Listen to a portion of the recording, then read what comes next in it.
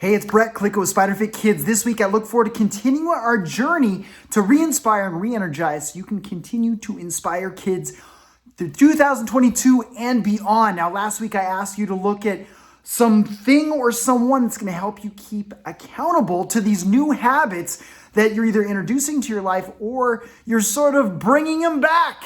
Positive habits that have given you energy. I've asked you through this process to look and see what excuses you've used in the past.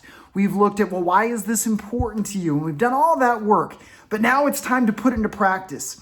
And one of the things that really has hit me as I've gone through this journey myself many times is the importance of consistency.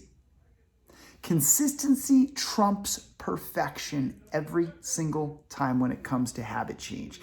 It's not going to be a perfect process. You are going to have setbacks. You are going to go a little bit sideways. The only time that's a problem is when we don't plan for it. The only time that's a problem is when we think we'll be perfectly consistent with no setbacks. So here's what I want you to do this week. I want you to think about times in the past when you've tried to change either this habit or another habit. Maybe you've tried to add habits to your life or take away bad habits. What sidetracked you? And I want you to think about that showing up in your life again, because it probably will. Whatever sidetracked you before, it's going to rear its ugly head once again.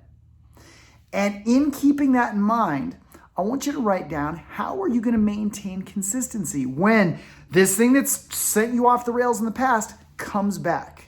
Now, some suggestions are to look at, remember when we did that excuse story, that kind of old story that doesn't work? Look at that story. Are you still believing in that story? Are you still buying by that excuse-laden story? I also asked that one of the strategies is to look back at, why did you think this habit change was important in the first place? All too often, we just get into the weeds of things. We forget, well, why did I do this in the first place? And I'd ask you to do some pretty deep work on that, to look at, well, why would I say this? What does this have to do with me being showing up as a better coach or a mom or a dad or a parent or whatever it is you're trying to be to kids? Also looking at, was this realistic? Maybe you said, I'm going to exercise every day, and you realize that that's not realistic. So instead of just throwing away all exercise, maybe say, okay, I'm going to change it to 2 days per week. So evaluate those things. Look through and say, hey, just having a setback's not a problem. It's only a problem if I think I have perfect consistency just because I decided to change a habit. So go and write down those things this week. And I look forward to hearing about your success. And we'll come back next week because I got some other great, powerful steps for you. I see you soon.